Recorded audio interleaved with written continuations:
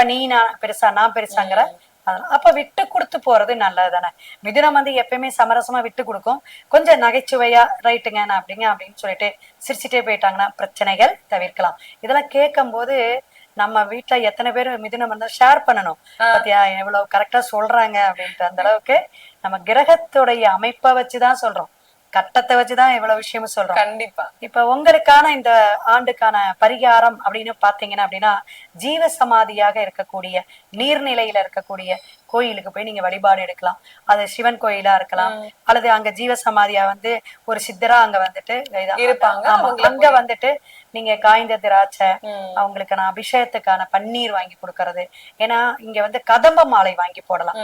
வாசனையே இல்லாத கதம்ப மாலை வாங்கி கொடுக்கறதும் நல்லா இருக்கும். மெடிடேஷன் பண்ணா கூட கண்டிப்பாக மிதுனத்துக்கு ஒரு நல்ல ஒரு வைப்ரேஷன் கிடைக்கும், வைப் கிடைக்கும். கண்டிப்பா மேம். மேம் மிதுன ராசிக்கு இந்த தமிழ் புத்தாண்டு எவ்வளவு பெர்சன்டேஜ் கொடுப்பீங்க மேம்? மிதுன ராசிக்கு பாத்தீங்கன்னா ஒரு 75 கொடுக்கலாங்க, நல்லா இருக்கும். ஏன்னா குரு வந்து 2ஆம் இடத்துக்கு வர்றதுக்கு கொஞ்சம் தாமதம் ஆகிறனால 75 கொடுக்கலாம். கண்டிப்பா மேம்.